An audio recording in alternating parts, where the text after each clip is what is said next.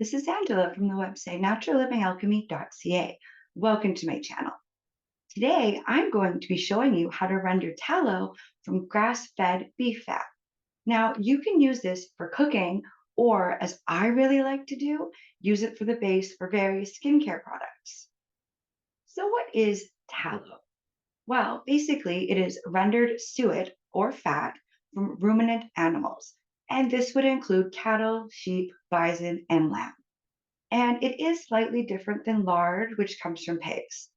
Now, when rendering beef tallow, you would want to use fat from pasture raised, grass fed, and finished beef, because that is going to be loaded with antioxidants, essential minerals, and vitamins.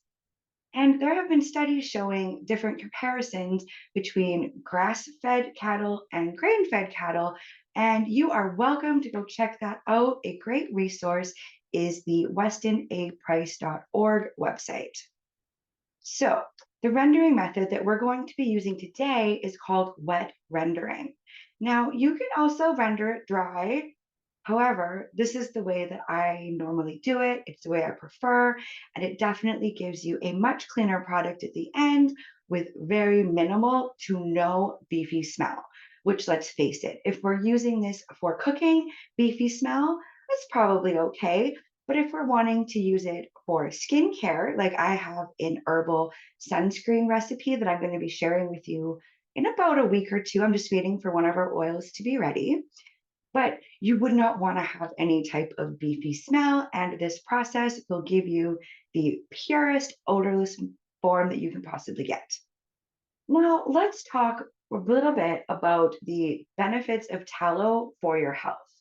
So, tallow is considered to be a stable fat that you can use for cooking, meaning that high heat won't cause the chemical composition to change like some vegetable oils do, right?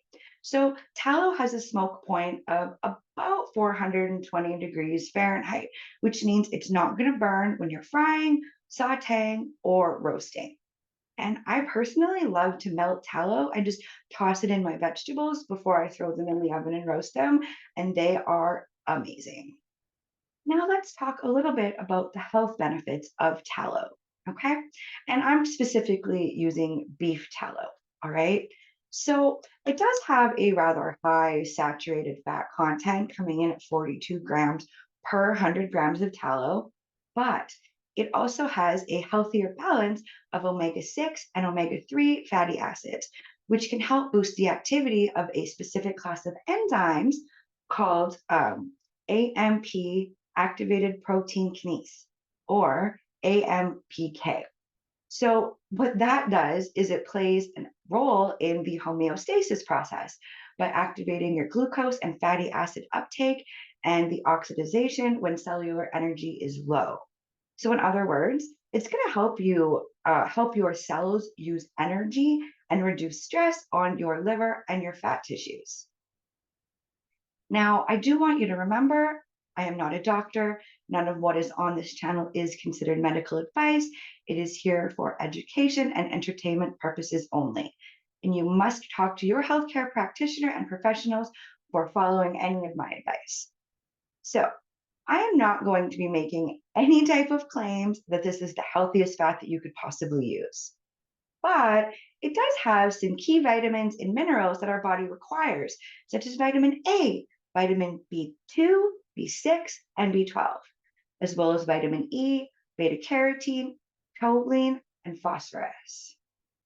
So I'm just going to invite you to check out that description box below where you're going to find a couple different links to some things. First, you're going to find the link to the full written blog article that does accompany this video that goes into greater detail.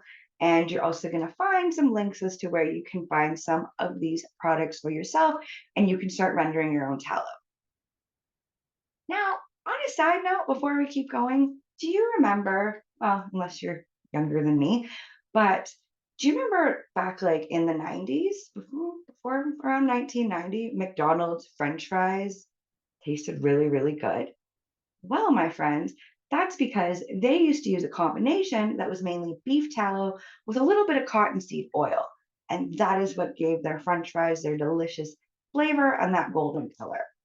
because as you've noticed, they don't quite taste or even look the same as I remember when I was a little kid. But anyway, back to our regular scheduled program here. So let's talk now about the benefits of tallow for skin.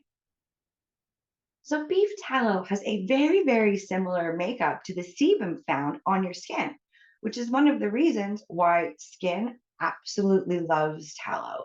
Like it absorbs better than any other product that I have ever used. So, it is best used, though, not necessarily for everyone, because we're not jars with labels. We are individual people and we all have our own preferences, just as our skin has its own preference.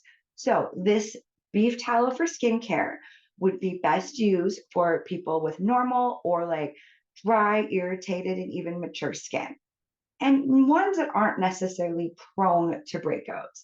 Like, I don't know if I would necessarily use this if you had a really oily acne issue, okay, as it could make it worse. Well, simultaneously, it also could make it better. All right. So, if you do find yourself in that case, I would just suggest you just test this out for yourself and see what happens.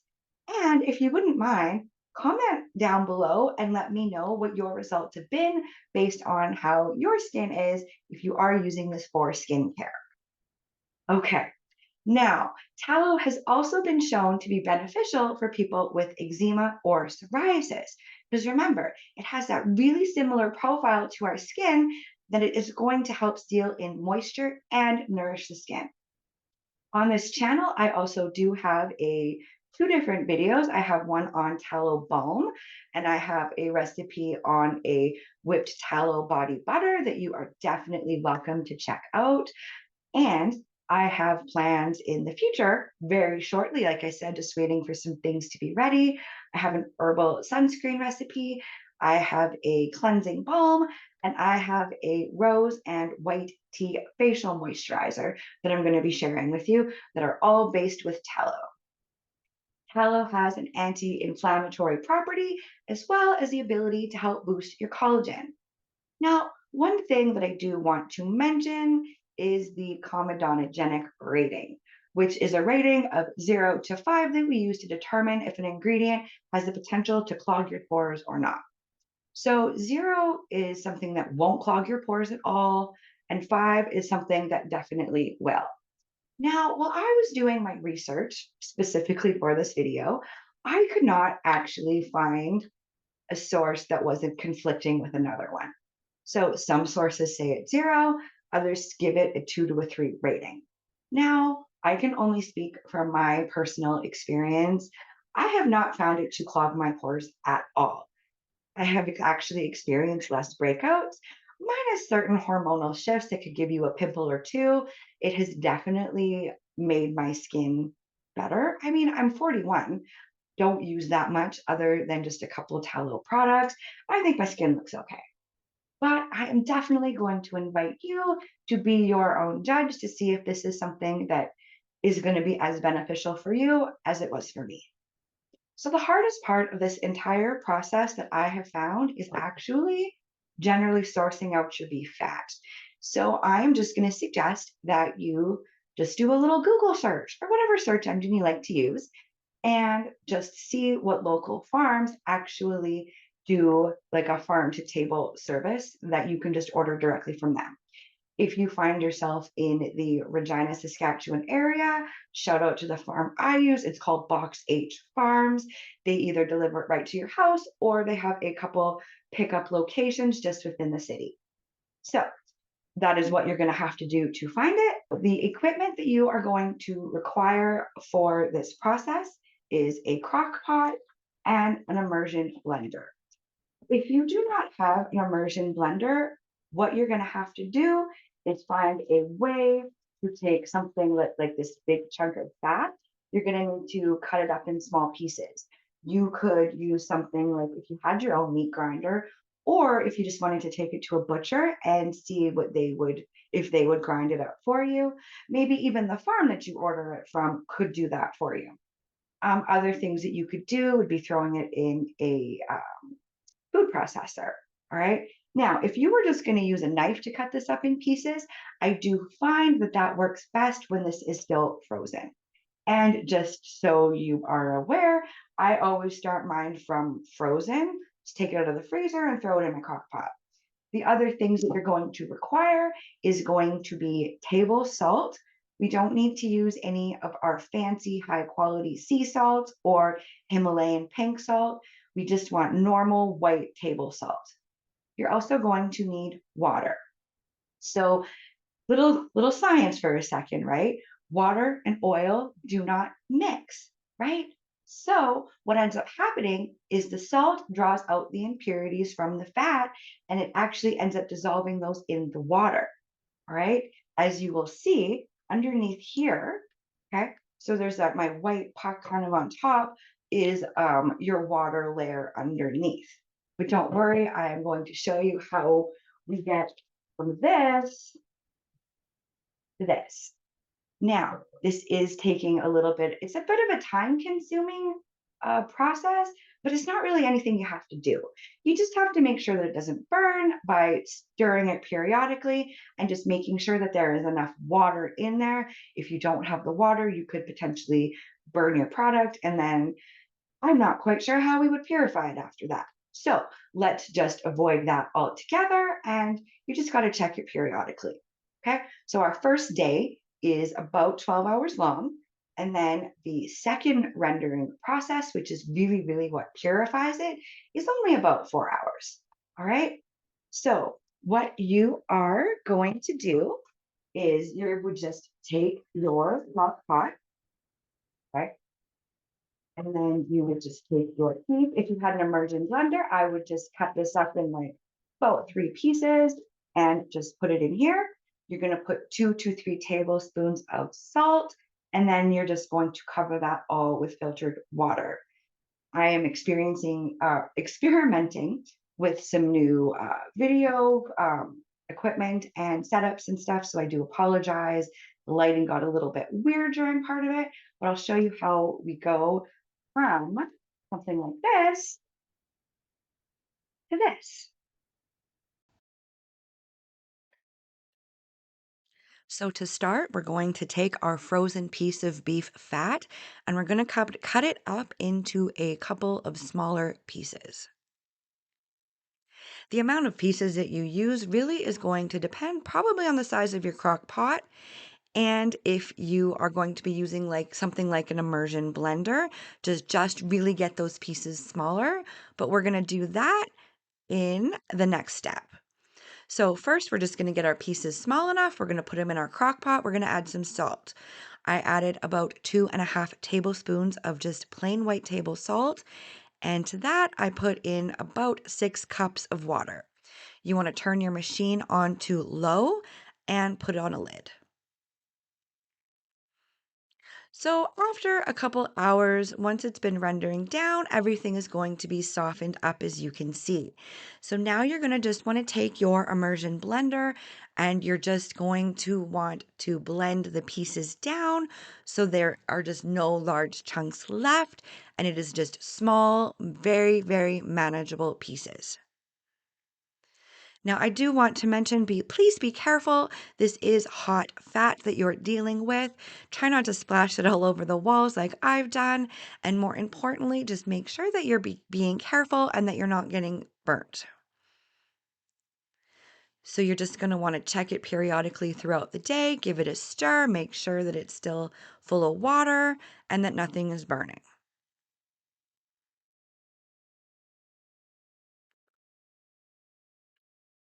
If you did want to add more water, you would do that. You wouldn't have to add more salt.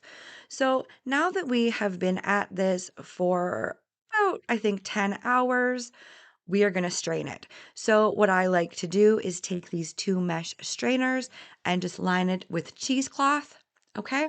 And just take a soup ladle and you just want to strain it out. You want to squeeze all of the excess fat out of the pieces that you're straining. And those are just going to be discarded because there's not really much else left that you can do with them.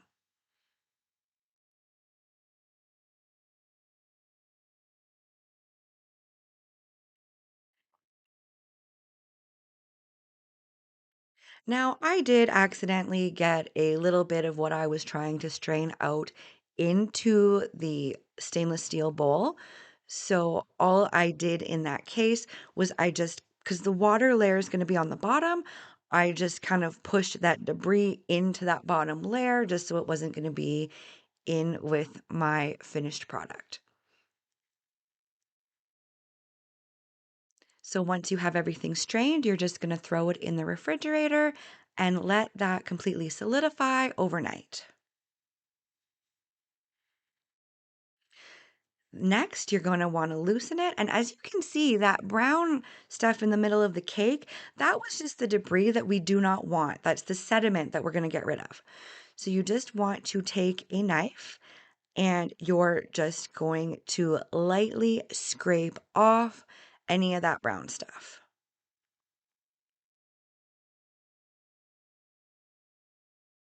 And then next, what I like to do is just cut this up in quarters and put it back in my crock pot because we're going to be doing a second rendering process step. This is what really, really gets it odorless and snow white. So we're just going to use some salt again. We're going to put in some water and we're just going to let that go for a couple hours and melt down. And then when you're ready, you're just going to strain it again. And you are then going to allow it to sit in the refrigerator overnight to completely solidify.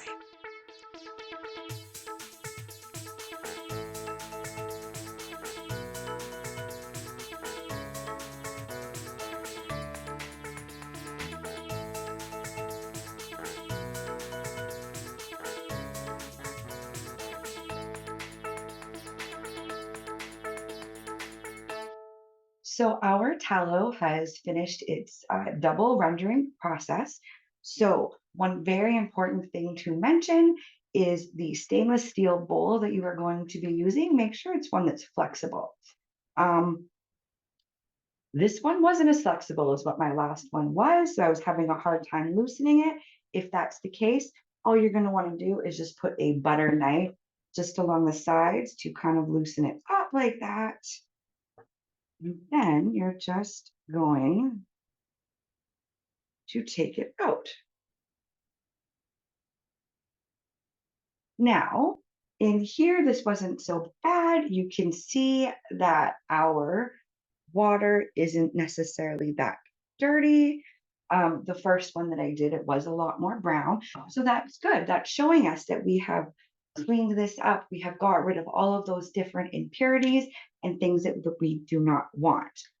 So I like to just then take just a towel and just dry off the any of the liquid. And then you're going to just take a good sharp knife and you're just going to scrape the top just to kind of get any of the discoloration off. There is some very, it's just some, I don't know if the camera's going to pick it up. Just a little bit of just like light brown kind of stuff that I don't want. So then I usually just kind of scrape it back into this bowl and I will just discard this when I'm done. So to store this, you have a couple of different options. Now, I sometimes like to just take this big puck like this and just throw them in the freezer whole like this, right? Put some like wax or parchment paper in between to make sure that you just don't get like one big lump. But before you do that, you're going to just want to make sure that this sits in the air. You're going to want to make sure that any water that is left on here is either dried off or completely evaporated because you could run the risk of like a mold happening, right? How I like to personally use mine for cooking is I'll just take one of these, I'll cut it in four, and then I'll just take pieces off of this for my cooking. I've never had a problem with it just being stored in the cupboard. Other ways that you could store this if you wanted would be in jars. Now, you would just want to be very careful. Okay, so in order to get that before I get ahead of myself, you would take your final this final product that we're happy with, and you're going to melt it down again. Okay, this time we're not going to add any water or any salt because it is processed and purified. right? So you would just melt it out again and then just very, very carefully pour it into glass jars. Now, I have done that and I have not been as careful as I should have been. And I actually ended up with a little bit of mold on the bottom because there was a little bit of water that got in. So, just something to be cautious of and just be extra diligent and careful when you're pouring it in if you're using it in a mason jar. All right. So, that is it. That is how simple it is to render your own tallow at home. So why don't you go ahead and comment down below and let me know what are your plans for your newly rendered beef tallow? Are you going to use it for cooking or are you going to use it as the base for various skincare products? Or maybe you'll do something else with it. Let me know. Throw that in the comment box. Don't forget to hit that like button and maybe share this video with anybody who you think would enjoy it or maybe benefit from learning how to make their own beef tallow. Consider subscribing to the channel so that you don't miss future videos and we can spend more time together. I can also be found on Facebook, Instagram, and Pinterest, so be sure to connect with me there as well. Thank you for stopping by and spending this time with me today. Take care, and I'll see you next time.